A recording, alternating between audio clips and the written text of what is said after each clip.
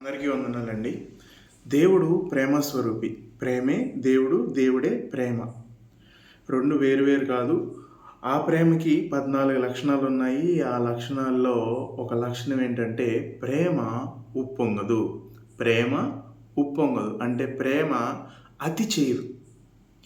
ఎక్కువగా మాటల్లో గానీ, దేంట్లో గానీ ప్రేమ ఎక్కువ చేయదు. చేష్టల్లో అయినా లేకపోతే మాటల్లో అయినా కూడా ఎప్పుడూ కూడా ప్రేమ అనేది ఎక్కువ చేయదు, ఓవర్ యాక్షన్ చేయదు. మన భాషలో చెప్పాలంటే ప్రేమ ఎప్పుడూ కూడా అణిగిమణిగే ఉంటుంది. ప్రేమ ఎప్పుడూ కూడా విధేయత కలిగే ఉంటుంది. ఒకానొకప్పుడు ఒక చెట్టు తన చుట్టూ ఉన్న చెట్లను చూసి వాటికి ఉన్న ఫలాలను చూసి దీనికి ఏమీ లేకపోవడాన్ని బట్టి ఆత్మహత్య చేసుకోవాలనుకుంటుంది. లోయలో పడిపోయి చచ్చిపోవాలనుకుంటుంది. అయితే అక్కడున్న ఒక తోటమాలి ఆ చెట్టు దగ్గరికి వెళ్ళి, ఏం చేస్తున్నావు నువ్వు అని అడిగితే, నాకు ఇంతకాలం నుంచి ఇక్కడే బ్రతుకుతున్నాను, నా చుట్టూ ఉన్న వాటికి శుభ్రంగా ఫలాలు ఉన్నాయి, శుభ్రంగా అది కాపు కాస్తున్నాయి, అందరూ వచ్చి ఆటల దగ్గర కోసుకుంటున్నారు, దాన్ని బాగా మెచ్చుకుంటున్నారు, నా దగ్గరికి ఎవరు రావట్లేదు, నన్ను ఎవరు మెచ్చుకోవట్లేదు, కాబట్టి నేను చచ్చిపోవాలని అనుకుంటున్నానని చెప్పేసి అంటదనమాట. అయితే నాకు ఒక అవకాశం ఇస్తావా అని చెప్పేసి ఆ తోటమాలి అడుగుతాడు. ఓకే అంటది. అయితే ఆ తోటమాలి వెళ్ళి ఆ కొమ్మల్ని నరుగుతాడనమాట. ఆ కొమ్మల్ని నరుగుతూ ఉంటే, ఎందుకు నువ్వు నరుగుతున్నావు, నన్ను ఎందుకు నరుగుతున్నావు నువ్వు, అలా అయితే నేను చచ్చిపోయేదాన్ని కదా అంటే, నువ్వు చచ్చిపోవాలనే నిర్ణయం తీసుకున్నావు, ఇప్పుడు ఈ కొమ్మలు నరగడం మూలంగా నీకు వచ్చిన నష్టం ఏంటి అని అడిగాడంట. ఈ కొమ్మలు నరగడం మూలంగా నీకు వచ్చిన నష్టం ఏంటి అని అడిగాడంట. ప్రేమ ఎప్పుడు కూడా ఓవర్ యాక్షన్ చేయదు. అంటే ఇట్లా వెళ్ళిపోయి వచ్చిన ఇబ్బందులు బట్టి అన్ని హోప్స్ వదిలేసుకొని పోవాలి, నా జీవితాన్ని ఇక్కడితో ఎండ్ చేయాలని ఎప్పుడు అనుకోదు. ఆ తోటమాలి వాటిని కట్ చేశాడు. ఈ విషయాన్ని పక్కన పెట్టండి, లాస్ట్లో మళ్ళీ మాట్లాడుకుందాం మనం. ప్రేమ ఉప్పొంగదు. ప్రేమ ఎందుకు పొంగదంటే ఎక్కువ ఎప్పుడు మాట్లాడదు. ఈ లోకంలో యేసుక్రీస్తు వారు జీవిస్తున్నప్పుడు ఆయన సిలువకి అప్పగింపబడిపోయే ముందు సమయంలో జరిగిన విషయాలు మేము కొంచెం గుర్తు చేసుకుందాం. మత్తయి సువార్త 26వ అధ్యాయంలో ఈ విషయాలన్నీ ఉంటాయి, మీరు తర్వాత చదువుకోండి. అక్కడి నుంచి దేవుడు వాళ్ళందరి శిష్యుల అందరి కాళ్ళు కడుగుతాడు. అక్కడ రొట్టెను ఆశీర్వదించి అందరికీ ఆ యొక్క రొట్టెను పెడతాడు, ద్రాక్షారసం ఇస్తాడు, తర్వాత అందరి కాళ్ళు కడుగుతాడు. కడిగిన తర్వాత అక్కడి నుంచి ఒలీవల కొండకి వెళ్తారు. వెళ్ళే ముందు యేసుక్రీస్తు గారు శిష్యులతో చెప్తారు, ఈరోజు మనిషి కుమారుడు పాపాత్ములైన ప్రజలకి అప్పగించబడతాడు, వాళ్ళు తీసుకెళ్ళి సిలువేసేస్తారు, అయిపోయింది, టైం వచ్చేసిందని చెప్పినప్పుడు పేతురు ముందుకొచ్చి, ఎవరు నిన్ను చంపేది, అంతదాకా వస్తే నేనే చచ్చిపోతా, అంతం వరకు నేను నీతోనే ఉంటా, నేను ఏదేమైనా కానీ ఎంత కష్టం వచ్చినా కానీ నేను వదిలిపెట్టి వెళ్ళను, అవసరమైతే నీతో పాటు చచ్చిపోతాను కానీ నీకు నాకు సంబంధం లేదని నేను చెప్పను అనేసి పేతురు చెప్తాడు. ఎందుకంటే ఇది లేఖనంలో ఉంది, గొర్రెలు చెదిరిపోతాయని ఉంది అని యేసుక్రీస్తు వారు చెప్తే, మేమేమి చెదిరిపోము, మేము నీతోనే ఉంటాం. అందులో పేతురు గారు అంటారు, నేను అస్సలు చెదిరిపోను, నేను నీతోనే ఉంటాను, అవసరమైతే నిన్ను నేను ఒప్పుకొని చచ్చిపోతా కూడా అనేసి అంటాడు. అప్పుడు యేసుక్రీస్తు గారు అంటారు, ఈరోజు కోడి కోయకు మునుపు 3 సార్లు నువ్వు నేనెవరో తెలియదని చెప్తావు అంటాడు. ఇదే ప్రేమ ఉప్పొంగడం అంటే. యేసుక్రీస్తు గారంటే పేతురికి ప్రేమ లేదా అంటే ఉంది. ఎంత ప్రేమ అంటే అమితమైన ప్రేమ ఉంది. ఈ శిష్యుల్లో అందరిలో కల్లా ఆయనకి కొంచెం దగ్గరగా బ్రతికిన మొదటి శిష్యుడు ఎవరయ్యా అంటే ఈయనే, పేతురే. పేతురికి మిగతా శిష్యులందరికంటే కూడా యేసుక్రీస్తు వారంటే చాలా ఇష్టం. చాలా విషయాల్లో కూడా పేతురే మనకు కనపడుతూ ఉంటాడు. ఎవరు ఒకానొక సందర్భంలో ఈ ప్రజలందరూ నా గురించి ఏమనుకుంటున్నారంటే అందరూ వేరే వేరే విషయాలు చెప్తుంటే పేతురు ఒక్కడే రాబోయే మెస్సియా నువ్వే మా రక్షకుడివి, నీ మూలంగానే మేము పరలోక రాజ్యం చేరతామని చెప్పేసి మొట్టమొదటగా ఒప్పుకున్న వ్యక్తి పేతురే. యేసయ్య గారితో పాటు ఆ నీళ్ల మీద నడిచిన వ్యక్తి పేతురే. కోర్స్ అతను అల్పవిశ్వాసి అయి పడిపోయాడు, కానీ యేసుక్రీస్తు గారితో పాటు ఆ నీళ్లపైన నడిచిన వ్యక్తి పేతురే. అలాంటి పేతురికి, అంత ప్రేమ కలిగిన పేతురికి ఆ ప్రేమ ఆ రోజు ఎలా ఉందంటే ఉప్పొంగే పరిస్థితుల్లో ఉందంటే ఓవర్గా ఉందన్నమాట. ఓవర్ యాక్షన్ చేస్తున్నాడు. నేను ఏదేమైనా కానీ నిన్ను నేను ఒప్పుకుంటా, ఎంత దూరమైనా కానీ, అవసరమైతే చచ్చిపోతా కానీ నువ్వెవరో తెలియదు అంటాడు అని నేను చెప్పను అంటాడు. అలా చెప్పిన పేతురుని ఇంకా జబదాయి కుమారులైన యాకోబుని ఇంకొక అతన్ని తీసుకొని దేవుడు ఆ గెత్సెమనే తోటలోకి వెళ్ళి ప్రార్థన చేసుకుంటూ ఉంటాడు. ప్రార్థన చేసుకుంటా మధ్యలో వచ్చి చూస్తే ఈ పేతురు ఏం చేస్తారంటే, పేతురు మిగతా శిష్యులు ఏం చేస్తారంటే పూడుకుంటారు. ఎట్లా చెప్పారు, ఏం చెప్పారు? నీకోసం మేము ఏదైనా చేసేస్తాం, అవసరమైతే చచ్చిపోతాం. ఈరోజు మనం కూడా అలాగే చెప్తాం. యేసయ్య కోసం ఏమైనా చేసేస్తాం, యేసయ్య కోసం ఎట్లయినా బతుకుతాం, యేసయ్య కోసం అవసరమైతే ప్రాణాలు కూడా ఇచ్చేస్తాం. కానీ నిజమైన సమయం వచ్చినప్పుడు, ఆ టైం వచ్చినప్పుడు ఏం చేస్తున్నాం అంటే నిద్రపోతున్నాం. ఏం చేస్తున్నాం? నిద్రపోతున్నాం. అందుకని యేసయ్య అంటారు, మీరు శోధనలో ప్రవేశించకుండా ఉండినట్లు మెలకువగా ఉండి ప్రార్థన చేసుకోండి. మెలకువగా ఉండి ప్రార్థన చేసుకోండి. శోధనలు వచ్చేస్తున్నాయి, కష్టాలు వచ్చేస్తున్నాయి, బాధలు వచ్చేస్తున్నాయి, నానా రకాలైన శ్రమలు పడిపోతున్నాం, దేవుడికి ఇచ్చిన మాటను మనం నెరవేర్చుకోలేకపోతున్నాం, ఈ పాపం నుంచి మనం గట్టిగా ఉండలేకపోతున్నాం, ఈ పాపాన్ని జయించలేకపోతున్నాం అని మనమే సతికిలు పడిపోతున్నాం. ఎందుకో తెలుసా? మనలో సరి అయిన ప్రార్థన అనేది లేదు. సరైన ప్రార్థన అనేది లేదు. అందుకే మనము పడిపోతున్నాం. అందుకే దేవుడు అంటున్నారు, మీరు శోధనలో ప్రవేశించకుండా ఉన్నట్లు మెలకువగా ఉండి ప్రార్థన చేయండి అని చెప్పేసి మళ్ళీ వెళ్తారు, మళ్ళీ ప్రార్థన చేసుకుంటారు, మళ్ళీ వస్తారు, మళ్ళీ వీళ్ళు పడుకునే ఉంటారు. అప్పుడు దేవుడు గమనించింది ఏంటంటే వీళ్ళ కళ్ళు భారంగా ఉన్నాయంట. ఎలా ఉన్నాయి? భారంగా ఉన్నాయి. ఈరోజు మన కళ్ళు కూడా పాప భారంతో ఉంటున్నాయండి. మనం కూడా పాప భారం వేసుకొని ఉంటున్నాం. ఎంతసేపు మొబైల్ ఫోన్ దాంట్లో చూసి ప్రార్థన చేసుకోవాలన్న ఇంట్రెస్ట్ రావట్లేదు. పడుకునేటప్పుడు మొబైల్ చూస్తూనే పడుకుంటున్నాం, లేకంగానే మొబైల్ మాత్రమే చూస్తున్నాం. పాపపు భారం మన కళ్ళకి బాగా ఎక్కువైపోయింది. పడుకునే ముందు ప్రార్థన చేసుకునే పరిస్థితి లేదు ఈ రోజుల్లో, లేచిన వెంటనే ప్రార్థన చేసుకునే పరిస్థితి ఈ రోజుల్లో లేనే లేదు. ఈ రెండు సమయాలు చాలా ఇంపార్టెంట్. ఒకటి, దినం మొదలైనప్పుడు డే స్టార్టింగ్లో దేవుడా ఈరోజు నేను ఈ విధంగా బ్రతకాలి అని చెప్పేసి దేవుడిని కోరుకుంటే ఆ రోజంతా నీట్గా బతుకుతావు. పడుకునేటప్పుడు దేవుడా ఈరోజు ఇలా బ్రతకడానికి నువ్వు నాకు హెల్ప్ చేసినందుకు థ్యాంక్స్ అని చెప్తే మళ్ళీ పొద్దున్నే దేవుడితో స్టార్ట్ చేయడానికి నీకు ఆ ఉత్సాహం, ఆ బాడీలో ఆ బద్ధకం అనేది పోయి ఉత్సాహం అనేది ఉంటుంది. ఉదయకాలాన్ని నువ్వు లెగంగానే ప్రార్థన, పడుకునేటప్పుడు బెడ్ మీదకి వెళ్ళే ముందు ప్రార్థన అనేది చాలా ఇంపార్టెంట్. కానీ మన కళ్ళు పాపభారంతో మూసుకుపోయి, పాపభారంతో ఉండి మనం శోధనలో పడిపోవడానికి మొబైల్ చూసుకుంటూ పడుకుంటున్నాం, మొబైల్ చూసుకుంటూనే లేస్తున్నాం. దేవుడు ఆ భారమైన కళ్ళని చూసి బాబు కొంచెం సేపు ప్రార్థన చేయండి రా అని చెప్పేసి వెళ్ళిపోతాడు. మూడోసారి వచ్చి ఇక ప్రార్థన ముగించుకొని వచ్చి ఇక చాలు, ఇక అయిపోయింది, ఇక మీరు విశ్రాంతి తీసుకోండి, ఇక టైం వచ్చేసింది, ఇక మనిషి కుమారుడు అప్పగింపులోకి వెళ్ళిపోతున్నాడు, మీరు ఇప్పుడు వరకు ప్రార్థన చేసుకోలేదు, లేఖనం నెరవేరినట్లు మీరు ఇక అబద్ధాలు చెప్తారని ఇక కన్ఫర్మ్ చేసేస్తున్నాడు.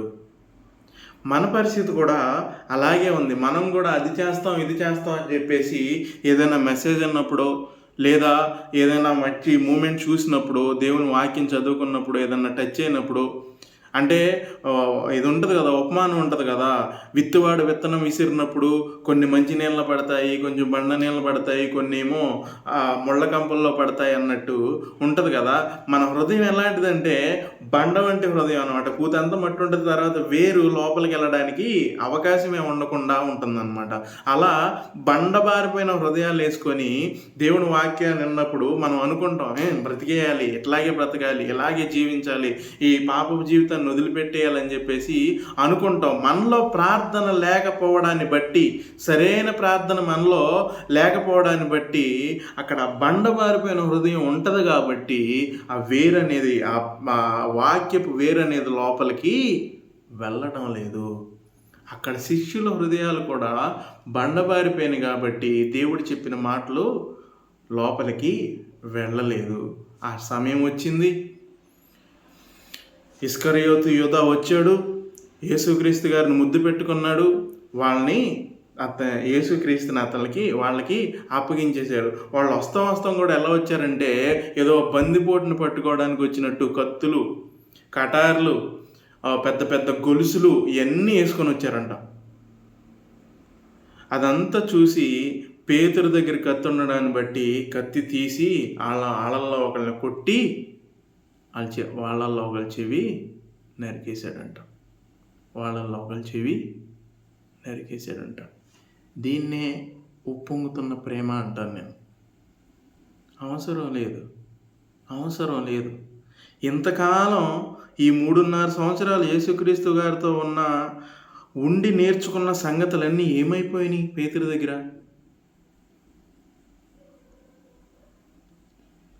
దేవుడు ఏం చెప్పాడు? ప్రేమించమని చెప్పాడు. శత్రువులను కూడా ప్రేమించమన్నాడు. ఒక్క చెంప మీద కొడితే ఇంకో చెంప చూపించమన్నాడు. ఏ పరిస్థితిలో అయినా శాంతంగా ఉండమన్నాడు.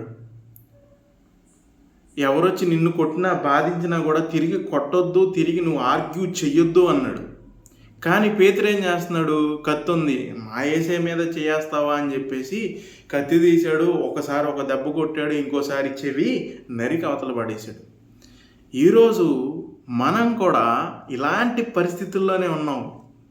మనం ఇక్కడ ఫైట్ చేయడానికి లేము. మనం ఇక్కడ యుద్ధం చేయడానికి కాదు ఉంది. దేవునికి నమ్మకస్తులుగా బ్రతకడానికి మాత్రమే ఉన్నాము. దేవునికి నమ్మకమైన సేవ చేయడానికి మాత్రమే ఉన్నాము. తిరగబడి కొట్టడానికి కాదు, తిరగబడి చంపడానికి కాదు. ఒకవేళ మన మీదకి వచ్చినా కూడా మనము సైలెంట్గానే ఉండాలి.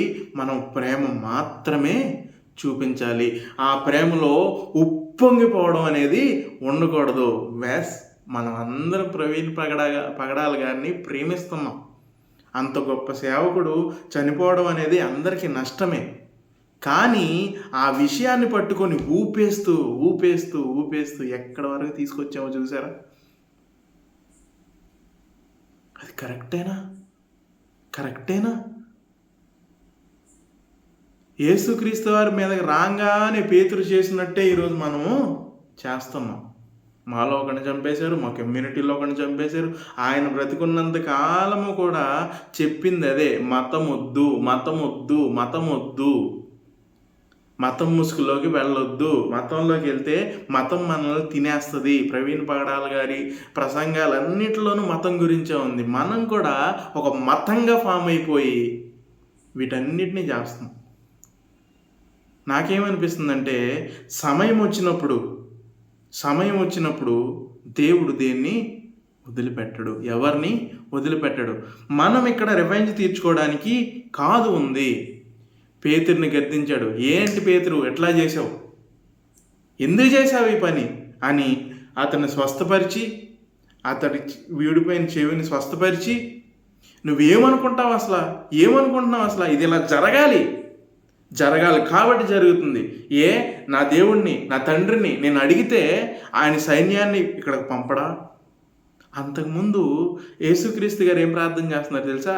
తండ్రి, అస్సలు కొంచెం అవకాశం ఉన్నా కూడా ఈ కాడిని నా దగ్గర నుంచి తొలగించు, ఈ పాత్ర నా దగ్గర నుంచి తీసే. కొంచెం అవకాశం ఉన్నా కూడా, అయినా కూడా నా ప్రమేయమే లేదు, నీ చిత్తానుసారంగానే జరగాలి. ఇది సాత్వికమైన ప్రేమ. తండ్రి కుమారుని మాట వింటాడని కుమారునికి తెలుసు. ఒకవేళ నేను ఇది చేయలేనని మొండిపట్టు పడితే దేవుడు అక్కడి నుంచి దాన్ని తీసేస్తాడని యేసుక్రీస్తు గారికి తెలుసు. అయినప్పటికీ కూడా ఇది విధంగా జరగాలి. దేవుడు నా తండ్రి దీనికి పంపించాడు, ఇది ఖచ్చితంగా జరగాలి కాబట్టి మౌనంగా ఉన్నాడు. అక్కడ అన్నాడు, ఒకవేళ నేను నా తండ్రిని అడిగితే పరలోకపు సైన్యాన్ని పంపించడం అనుకుంటున్నావా? ఆ సైన్యం ముందు వీళ్ళెంతమంది, వీళ్ళు ఎంతవరకు అసలు ఏం పని చేస్తారు అసలు? కానీ ఇది విధంగా జరగాలి. ఇది ఉప్పొంగకపోవడం అంటే, ఇది కొంచెం తగ్గుండడం అంటే. మనం ఏం చేస్తున్నాం ఈరోజు? పేతురులాగానే కత్తి తీసుకుంటున్నాం, నరికేస్తున్నాం, లేకపోతే గొడవ పడుతున్నాం. అంత బాధలో ఉండి కూడా భర్త శవాన్ని అలా పెట్టుకొని ఆవిడ అంటున్నారు, ప్రవీణ్ గారు బతుకుంటే ప్రవీణ్ గారు రివెంజ్ తీర్చుకునే మనిషి కాదు, లేనిపోయిన వాటికి వివాదాలు పెట్టుకునే మనిషి కానే కాదు. ఆయన క్షమిస్తాడు. క్షమించే మనిషి ఆయన. దేవుడు చేసింది కూడా అదే కదా. క్షమించాడు. ఆయన దగ్గరికి వచ్చి పట్టుకోవడానికి వచ్చిన ఈయన శిష్యుడే నరికేస్తే ఆయన్ని కరుణించి అక్కడ ఆయన్ని స్వస్థపరుస్తున్నాడు. అంతకుముందు ఈయన చేసిన ప్రార్థన ఏంటి? తండ్రి, నీ చిత్తమైతే ఒకవేళ కొంచెం అవకాశం ఉన్నా కూడా ఈ పాత్రని నా దగ్గర నుంచి తీసేవా.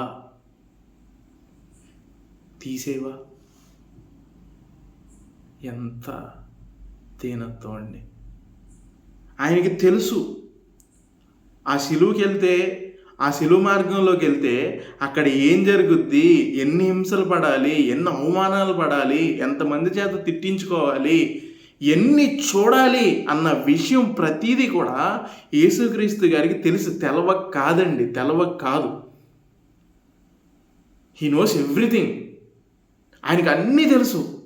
ఎన్ని దెబ్బలు కొడతారు, ఎంత బరువును మొయ్యాలి, ఎంతసేపు నేను బ్రతుకుంటాను, అక్కడ ఏం జరుగుద్ది, ఎంత బాధను నేను అనుభవించాలి, ఈ విషయాలన్నీ కూడా యేసుక్రీస్తు గారికి తెలుసు. అందుకే ప్రార్థన చేస్తున్నారు, తండ్రి, ఏమాత్రం అవకాశం ఉన్నా ఈ పాత్ర నా దగ్గర నుంచి తొలగించువా.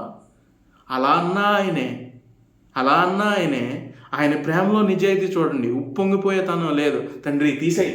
ఈరోజు మన దేవుడు మనల్ని ప్రేమిస్తున్నాడని తెలిసి, దేవుడు అంత ప్రేమించేవాడు మనకు లేడని తెలిసి మనం ఏం చేస్తామంటే ఆ ప్రేమలో కొంచెం ముందుకెళ్ళిన తర్వాత దేవుడు నన్ను ప్రేమిస్తున్నాడు, నేను ఏమైనా చేసేస్తా, దేవుడిని అడిగేస్తా, అది అడిగేస్తా, ఇది అడిగేస్తా, ఏమైనా అడిగేస్తా, దేవుడు నాకు ఏదైనా, ఎందుకంటే దేవుడు నన్ను ప్రేమిస్తున్నాడు. ఒకవేళ ఇవ్వకపోతే మనం అలిగేస్తాం. నువ్వు నాకు ఇది ఎందుకు చేసావు అని ప్రశ్నించేస్తాం. నువ్వు నన్ను ప్రేమిస్తున్నానని చెప్పావు కదా, మరి నాకు ఈ విధంగా ఎందుకు జరిగింది అని ప్రశ్నించేస్తాం.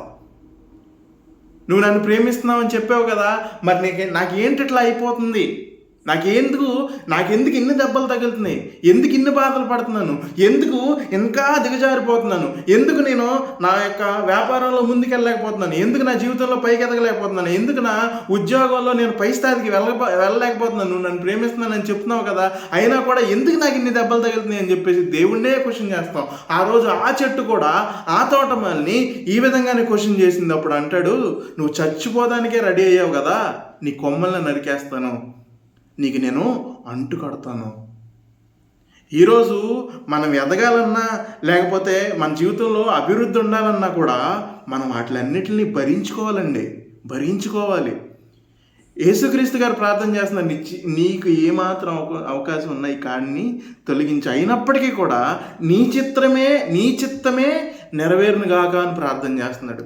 మనకి అది కష్టమైనప్పటికీ కూడా, ఆ యొక్క బాధ అయినప్పటికీ, ఆ చెట్టు అది నరికించుకుని నీ చిత్తమే, అది సరెండర్ అయిపోయింది.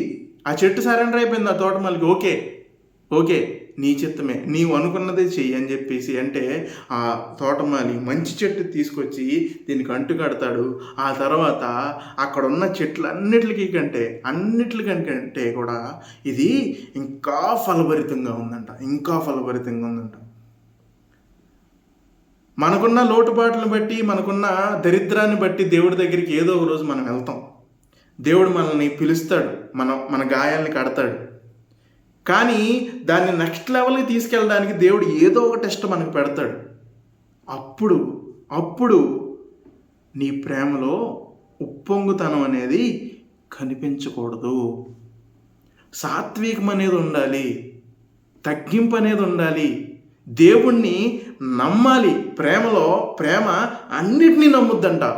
నువ్వు దేవుణ్ణి నమ్మితే, దేవుణ్ణి నువ్వు నిజంగా ప్రేమిస్తే, దేవుణ్ణి నువ్వు నమ్మాలి. ఏదేమైనా కానీ దేవుడు చూసుకుంటాడు లేరా అన్న నమ్మకం నీకు ఉండాలి. అబ్రహాము ఆ రోజు అనుకున్నాడు, దేవుడు చూసుకుంటాడు లేరా, చెప్పాడు ఇస్సాక్కి, దేవుడు చూసుకుంటాడు లేరా తన బలిని. ఈరోజు నువ్వు కూడా అనుకోవాలి. ఇక్కడ యేసయ్య కూడా అదే అన్నాడు, నీ చిత్తమే నెరవేరునుగాక, నాదేమీ లేదు, నీ చిత్తమే నెరవేరునుగాక. అంత బాధని, అంత కష్టాన్ని కూడా యేసయ్య యాక్సెప్ట్ చేస్తున్నాడు. ఎందుకో తెలుసా? నీ కోసం, నా కోసం, మన కోసం. పేతురు ఆ రోజు 3 సార్లు కోడి కూసే మునిపే యేసయ్య ఎవరో నాకు తెలియదు అని చెప్పేసి 3 సార్లు కూడా అబద్ధం చెప్పాడు. ఈరోజు క్వశ్చన్ ఏంటంటే, నువ్వెన్నిసార్లు ఒప్పుకుంటున్నావు దేవుణ్ణి? ఒప్పుకోవడం అంటే మాటల్లో కాదండి. మాటల్లో కానే కాదు. నువ్వు ఫోన్ చూస్తున్నప్పుడు నీకు ఏదో కనపడింది, అప్పుడు నువ్వు ఒప్పుకుంటున్నావు దేవుణ్ణి. దేవుడికి ఇది నచ్చదో అని నువ్వు పక్కకు తోసేస్తున్నావు. ఉదయం, సాయంత్రం, పడుకునే ముందు, లేచిన తర్వాత పడుకునే ముందు ప్రార్థన చేసుకోవడానికి నీకు మొబైల్ అడ్డుగా ఉంది. ఎందుకంటే పక్కనే ఉంటుంది, చపక్కన చేస్తావు, కళ్ళు తెరవంగానే ఫోనే చూస్తావు. ఏ రోజైనా దేవుణ్ణి నువ్వు ఫోన్ దగ్గర ఒప్పుకున్నావా? నిన్ను కాదు నేను చూడాల్సింది దేవుణ్ణి అని. ఏ రోజైనా దేవుడిని ఒప్పుకున్నావా నీ మొబైల్ ముందు? ఏ రోజైనా అద్దం ముందు నుంచొని నీకు నువ్వే ఒప్పుకున్నావా, నేను దేవుని కుమారుణ్ణి, నేను ఈ విధంగా ఉండకూడదు అని? ఇవన్నీ పక్కన పెట్టేటి ప్రొటెస్టులు చేస్తావా? ప్రవీణ్ పగడాల గారి మీద మనకి నిజంగా ప్రేమ ఉంటే ఆయన చెప్పిన విధంగా బ్రతకాలి. గౌరవం ఉంటే ఆయన చూపించింది మనం నడవాలి. మతాన్ని తరమాలి, మానవత్వాన్ని పెంచాలి. ఇదే ఆయన చెప్పింది. నీకు నిజంగా అది ఉంటే, నేను నిజంగా దేవుడిని ప్రేమించి ప్రవీణ్ పగడాల గారిని ప్రేమిస్తే నువ్వు చేయాల్సింది ఏంటంటే, దేవుడు చెప్పింది, దేవుడు ఏ విధంగా చెప్పాడో ప్రవీణ్ పగడాల గారు ఆ విధంగా చేసుకుంటూ వెళ్ళిపోయారు. మనం కూడా అలాగే చేసుకుంటూ వెళ్ళిపోవాలి. అది ప్రేమించడం అంటే, అది దేవుణ్ణి ఒప్పుకోవడం అంటే, అదే దేవుణ్ణి ఒప్పుకోవడం అంటే, అది మాత్రమే దేవుణ్ణి ఒప్పుకోవడం అంటే. మనం ఎన్నిసార్లు దేవుడు తెలవదని అబద్ధం చెప్తున్నాం. ఖచ్చితంగా అబద్ధం చెప్తున్నాం. మనమే అబద్ధం చెప్పుకుంటున్నాం. ఏదన్నా పాపం మన కళ్ళ ముందు కనపడినప్పుడు, దేవుడు నాకు తెలుసు, వాక్యం నన్ను హెచ్చరిస్తుంది, దాని వెంక నేను చూడకూడదు అనుకుంటున్నావా? అనుకో, ఖచ్చితంగా అనుకో. వాక్యాన్ని పక్కకు దోసేసి ఆ పాపాన్ని మాత్రమే చూస్తావు. అది మనం. దేవుడు కోరుకున్నది ఇది కాదు. ఆ రోజు ఆ చెట్టు ఒబే అయ్యింది, ఆ కష్టాలకి, ఆ ఇదికి. అది అంటుకట్టబడింది, దేవుళ్ళు అంటుకట్టబడింది, దేవుని ప్రేమలో అంటుకట్టబడింది. ఈరోజు నువ్వు నేను కూడా నిజంగా దేవుని ప్రేమలో అంటుకట్టబడితే, నా ప్రియ సహోదరులారా, అన్నిటిలోనూ అభివృద్ధి చూస్తాం.